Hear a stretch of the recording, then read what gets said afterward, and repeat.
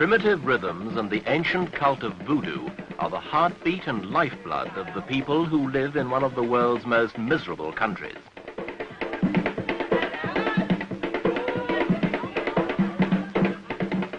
This is Haiti, a land of idol worship and of Papa Doc Duvalier. Together they ruined this once lovely, once prosperous country which sits on one end of the island of Hispaniola in the Caribbean. Nature endowed this place with fertility and natural beauty. It was left to the greed and ignorance of men to ruin it. Haiti's downward progress from flourishing French colony to become the world's poorest state reached its lowest point under the 14-year dictatorship of François Duvalier, which ended with his death in April. Duvalier's legacy to Haiti is poverty, ignorance, disease, and misery. This week, Echo looks at Papa Doc's country, the beggar of the Americas, Haiti.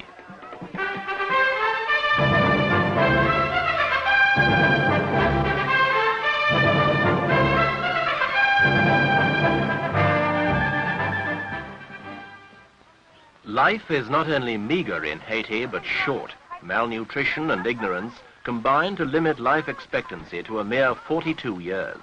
The principal medical services in the country were provided by a few volunteer teams who fought a losing battle against the power of voodoo priests and witch doctors who hold the bulk of Haiti's 5 million people under their spell.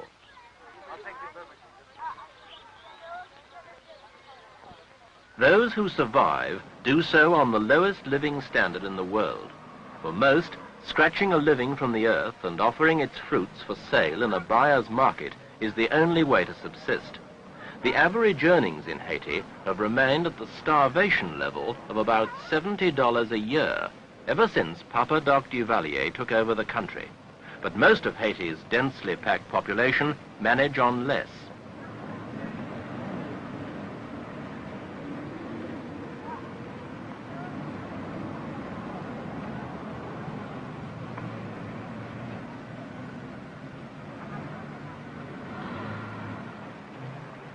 But there is a fatalism about the Haitians which enables them seemingly to live with the violence and bloodshed which have been the backdrop to Haiti's 167 years of existence. A bus ride away in the towns, the same lethargy hangs in the air like mist. Port-au-Prince, the capital of Haiti, was formerly the outlet for the country's rich coffee harvest, which once made this half an island the richest in the Caribbean. Now the town, like the long-lost riches, is decaying.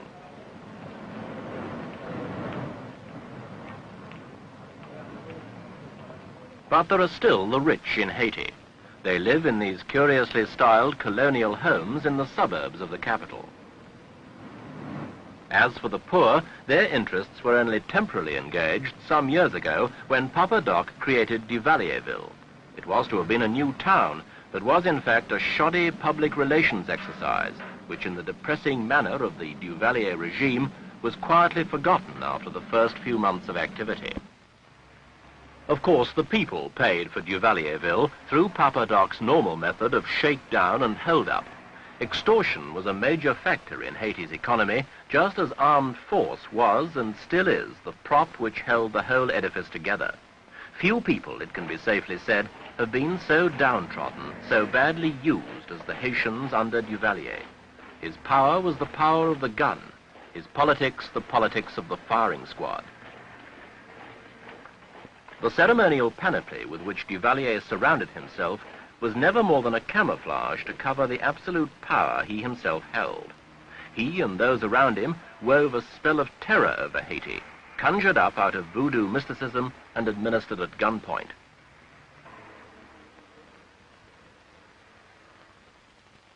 Understandably, perhaps, Duvalier rarely spoke to visiting pressmen. When he did so, he countered any suggestion that his was a despotic regime with bland denials and in tones of injured innocence. This interview with an American reporter is typical.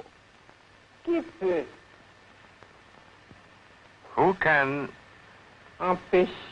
stop the American press or à tout autre any other de porter pareille from making accusation. accusations. Il existe des forces de police There are police forces in all countries. et je ne crois pas I do not think que la police the de mon police pays of my country puisse être retenue can be comme considered particulièrement more brutal than any other. les agents de l'ordre The forces of law et de la sécurité and order ont fait have leur done devoir. their duty. While there may have been germs of political opposition, they were rarely heard inside Papa Doc's Haiti. The forces of law and order, as represented by this motley collection of armed police, effectively snuffed out whatever opposition there might have been. Ill-trained except in violence, inefficient except in extortion, they would have been laughable had they not been so deadly.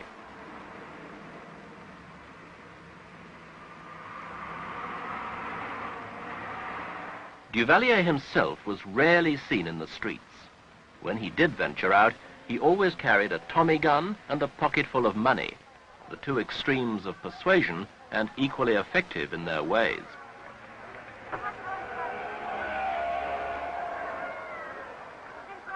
And there were always the Tontons.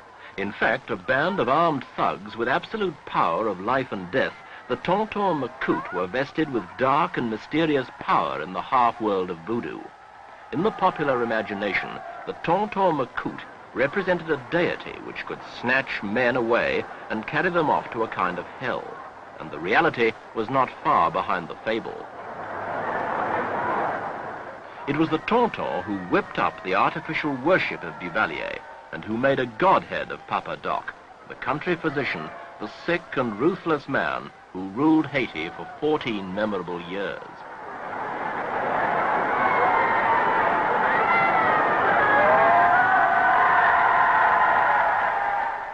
Duvalier was enthroned as Haiti's president for life, but was determined that his creed should endure beyond death.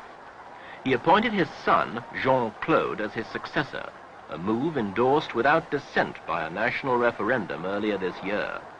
For the Haitians denied him nothing. He used his scroll of office like a wand to spellbind the poor and ignorant into the belief that Papa Doc's medicine was good for them.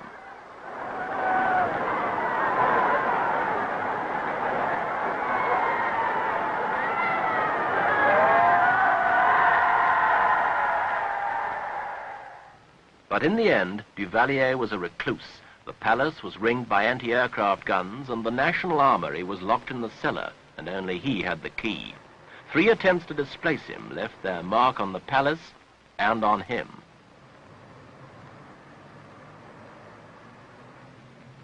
Like many other dictators, he was his own prisoner.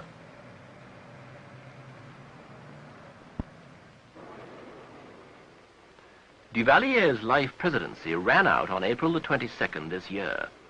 His lasting monument can only be Haiti itself, a stricken, poverty-ridden, fearful country from which he himself sucked the lifeblood.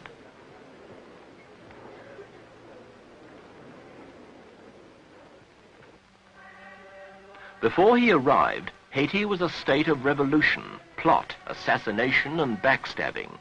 But Papa Doc kicked even that degree of life from it and handed over to another Duvalier a country without a heart or a hope.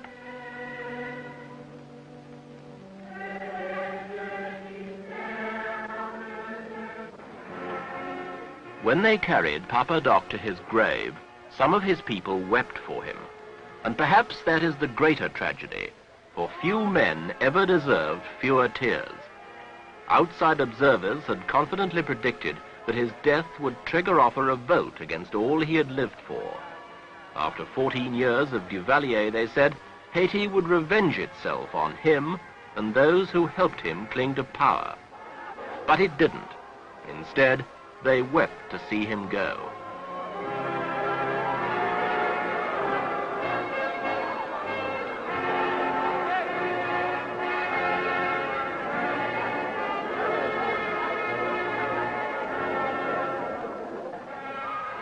Duvalier is dead.